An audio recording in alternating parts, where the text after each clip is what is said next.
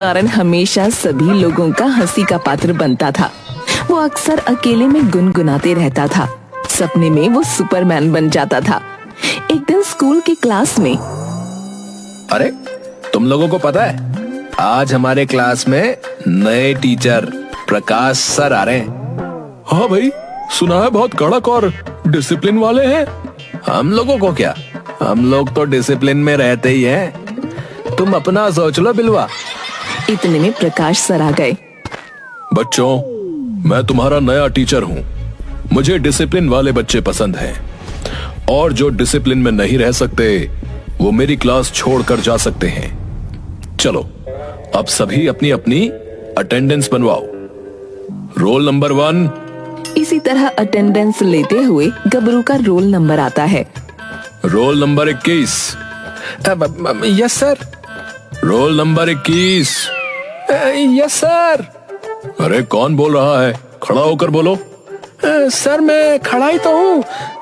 देखो मैंने पहले ही कह दिया है कि मुझे डिसिप्लिन वाले बच्चे पसंद हैं। चलो अब खड़े हो जाओ, नहीं तो मैं तुम्हें एब्सेंट कर दूंगा। अरे सर, गबरू तो खड़ा ही है, बौना होने के कारण वो आपको नहीं दिख रहा है। सर यही बिल्कुल बिलवा हमको पीछे बैठा दिया। मैं तो हमेशा आगे बैठता था, बताइए। क्यों रे बिलवा, गबरू को पीछे क्यों बैठा दिया? वो क्या है सर कि इसके आगे बैठने से ना सर ऐसा लगता है ना कि हम लोग प्राइमरी स्कूल में बैठे हैं सर। हाई स्कूल वाली फीलिंग नहीं आती है। ठीक है ठीक है, अब बैठ जाओ सब। गबरू तुम आगे ही आकर बैठो। देखिए सर, आप नए हैं इसीलिए बता दे रहा हूँ। इस क्लास में 2-3 लौंडे बहुत बदमाश हैं। इनको पीछे के बेंच में बैठाइए, नहीं तो इनका मर्डर मेरे हाथों से लेगा, बता रहा हूँ। आपको बिना मतलब थाने के चक्कर लगाने पड़ेंगे। गबरू तुम कुछ ज्यादा बोल रहे हो। मेरी क्लास में डिसिप्लिन में रहो। सर आप 2 मिनट बाहर होकर आए, इसका ट्रीटमेंट कर देता हूँ, फिर गबरू डिसिप्लिन में नजर आएगा सर आपको। चलो चलो अब पढ़ाई के लिए किताब निकालो। गबरू क्लास में ही सपने देखने लगता है जिसमें बिलुआ उसे माथे पर मार कर भागने लगता है और वो बिलुआ को खदेड़ कर पकड़ कर मारने लगता है। एक्चुअल में वो प्रकाश सर को मार रहा होता है। कमीने, आज तुम्हारा मर्डर मेरे हाथों निश्चित है। तुम्हारी इतनी हिम्मत कि मुझ पर हाथ उठाएगा? अभी तुम्हें स्कूल से निकाला जाता है। मुझे माफ कर दीजिए सर, मुझे माफ कर दीजिए। सपने में आप मुझे बिलवा नजर आ रहे थे सर। पढ़ाई खत्म होने के बाद एक दिन बिलुआ गबरू से बोलता है, यार गबरू, मेरा एक जादूगर दोस्त है मनोरंजन। उसे अपने शो करने के लिए एक बौने की तलाश है। तू कहे तो बात करूं? हाँ यार, बौना देखकर मुझे कोई काम नहीं देता है। गबरू जादूगर मनोरंजन की टीम में शामिल हो जाता है।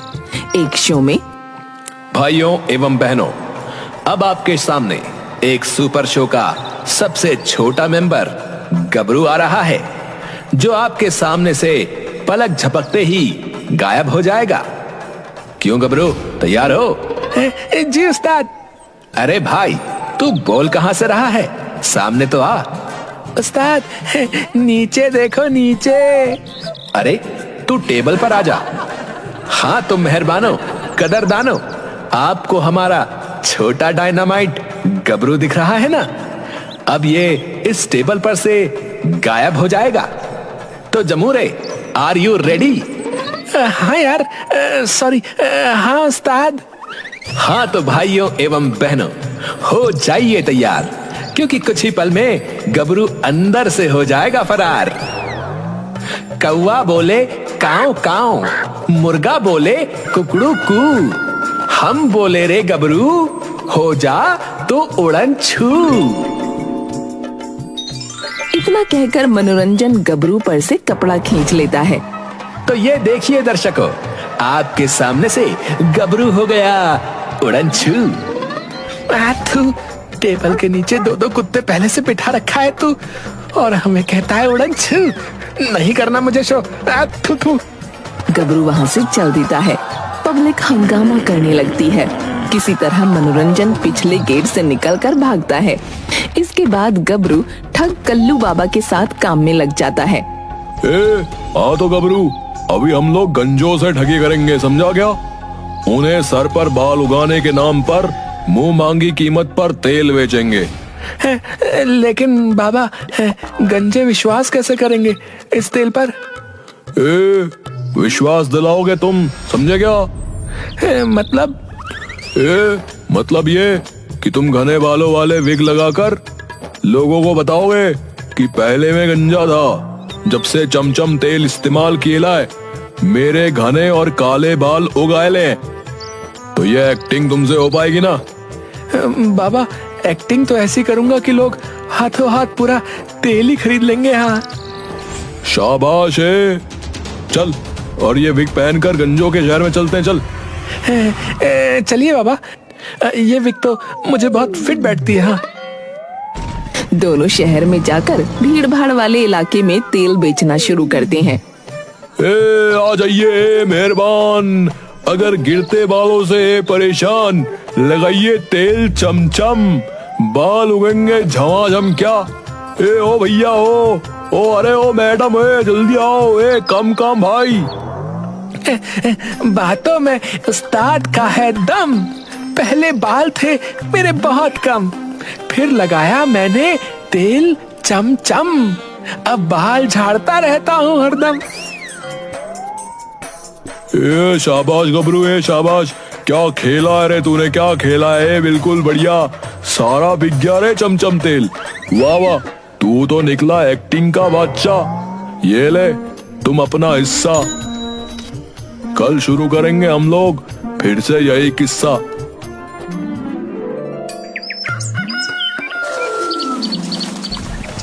दूसरे दिन वो दोनों दूसरे शहर में जाकर अपना तेल बेच रहे थे। भैया, बड़े शहरों में अपार सफलता के बाद आपके शहर में भी आ गया है चमचम तेल, चमचम तेल, चमचम तेल। छूकर देखो मेरे घने बाल, चमचम तेल ने किया कमाल। चमचम तेल लेकर जाओ, बच्चे बूढ़े सभी लगाओ। तभी वहाँ एक गंजा पुलिस वाला इंस्पेक्टर टोंडे आता है। रे बाबा, रे आपका तेल मुझ गंजों पर भी असर दिखाता है के? एकदम 100%। ये देखो गबरू को, पहले ये भी आप जैसा ही गंजाइश था। जब से लगाए लाए चमचम तेल, गबरू से झबरू बना फिर रहे लाए। हाँ, आप चाहे तो मेरे बालों को खींच कर देख सकते हैं, देखिए कितने मजबूत हैं। अच्छा, तो ये है तेल का कमाल। गबरू के झबराले बाल हैं। चलो थाने, तुम दोनों को लगाता हूँ स्पेशल तेल। चलो। अरे रे, एक इंस्पेक्टर साहब, आपको हम फ्री में तेल दे देंगे। थाने जाने की क्या बात है?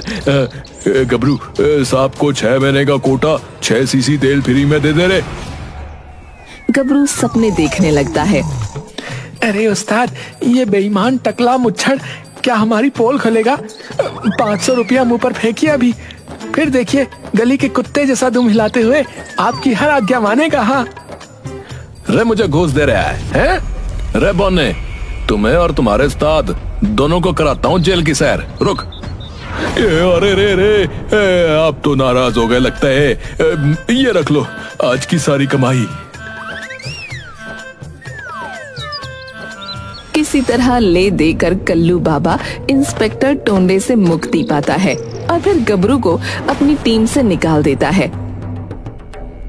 गबरू एक बार फिर से बेरोजगार हो जाता है।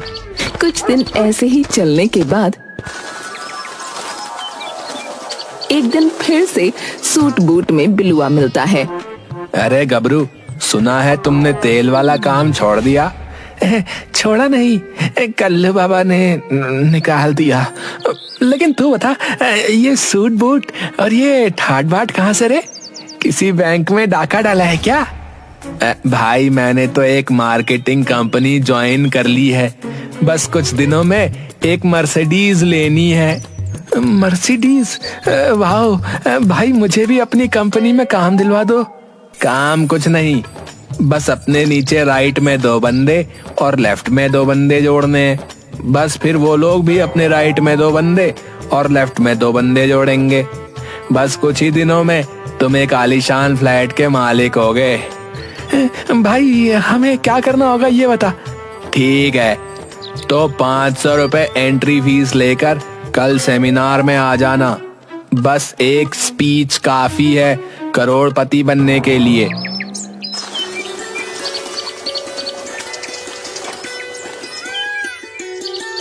दूसरे दिन गबरू 500 रुपए लेकर जाकर सेमिनार अटेंड करता है।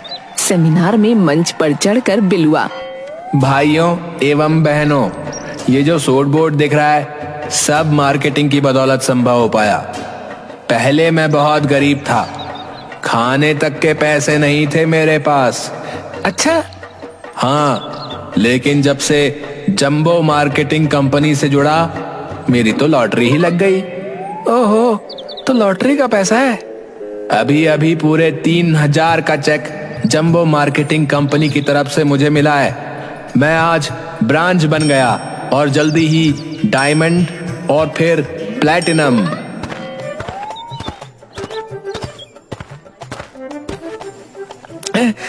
बिलवा भाई, मुझे भी रातों रात करोड़पति बनना है। ये रहे मेरे 11,000 रुपए एंट्री फीस है।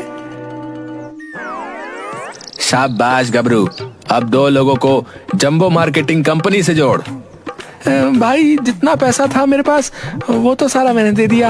अब बस जल्दी से मुझे अपने जैसा करोड़पति बना दो।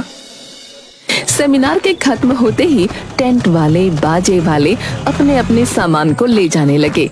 तभी एक आदमी आकर बिलुआ का कोट, टाई और सूट सब उतरवा कर अपने साथ ले जाने लगा। अरे अरे, ये क्या कर रहे हैं भाई साहब? ये कोट पैंट सूट बूट कहाँ लेकर जा रहे हैं? भाई तू तो मुझ दानवीर कर्ण को जानता ही है कि किसी का दुख दर्द मैं बर्दाश्त नहीं कर सकता। आते समय ये लड़का मुझे दिख गया। अच्छा, फिर क्या, वचन दे दिया सेमिनार के बाद ले लेना।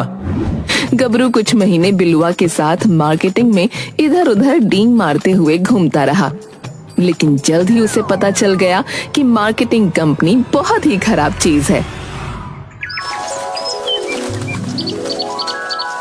एक दिन एक लालची पंडित चूरनदास से गबरू की मुलाकात होती है। बालक, आज से तू मेरा चेला है। अब जो कहूंगा वो करोगे तो माला माल हो जाओगे। बेरोजगार गबरू को सब मंजूर है। हाँ। तो ठीक है, तो फिर जा और चुपके से लालची सेठ करोड़ी मल का रेकी कर और आकर मुझे उसके बारे में एक एक चीज बता।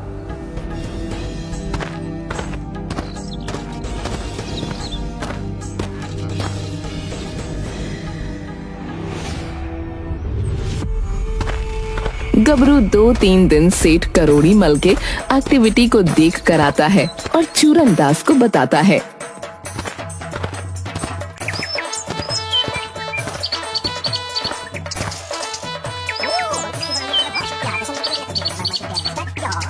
शाबाश।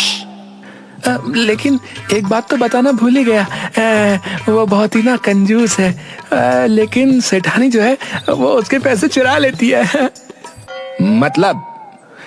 आज मंदिर में बोल रही थी कि भगवान जी माफ कर देना, आपकी झूठी कसम खाई मैंने। उनके 20,000 मैंने ही चुराए हैं और मैंने उसे अपने तकिए के नीचे रखा है। शाबाश, अब देखते जाओ बस।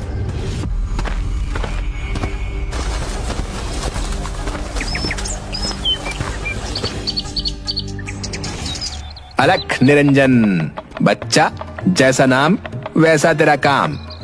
प्रणाम महाराज जी। देखिए महाराज, मुझे इन सब पर विश्वास नहीं है, इसलिए आप जा सकते हैं। अच्छा मूर्ख, ब्राह्मण का अपमान। आज सुबह से है तू परेशान। 20,000 रुपए का हिसाब नहीं मिल रहा। हा, जो दिया था तूने दीवान। बिल्कुल सही कहा आपने। आश्चर्य किंतु सत्य। जाओ बच्चा, अपनी पत्नी के तकिए के नीचे देखो, पैसा मिल जाएगा। हा।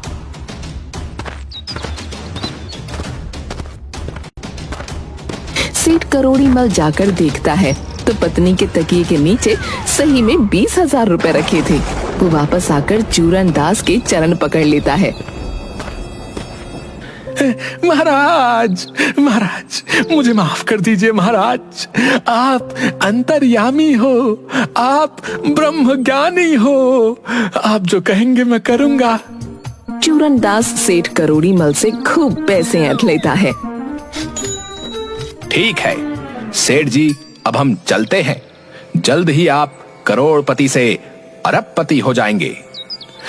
महाराज, 2 दिन मेरी कुटिया पर गुजार कर मुझे आप जैसे महान संत की खातिरदारी करने का अवसर प्रदान करें महाराज।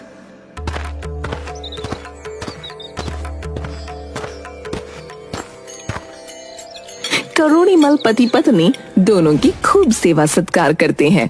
तभी गबरू दिन में ही सपने देखने लगता है। सपने में चूरन दास ठगे हुए पैसे लेकर भाग रहा होता है। अबे चूरन, है करोड़ी के पैसे लेकर तू भाग नहीं सकता, समझा? उसकी बीवी की रेकी कर। मैंने तुम्हें बताया था कि सेठ का 20,000 रुपया तकिए के नीचे रखा है, समझे? अबे गबरू, क्या बक रहा है? सेठ जी सामने हैं। कौन सेठ है? कौन सेठ? वो गधा, उसे तो कभी भी हम फिर से उल्लू बना देंगे है? लेकिन अभी मुझे आधा हिस्सा चाहिए, समझे? करोड़ी मल तुरंत माजरा समझ जाता है। उसके लठैत दोनों को खूब मारते हैं। गबरू कसम खाता है कि आज के बाद कोई काम नहीं करेगा, आजीवन बेरोजगार ही रहेगा। गबरू बौना था। वो अपने कद के कारण हमेशा सभी लोगों का हंसी का पात्र बनता था। वो अक्सर अकेले में गुनगुनाते रहता था। सपने में वो सुपरमैन बन जाता था। एक दिन स्कूल की क्लास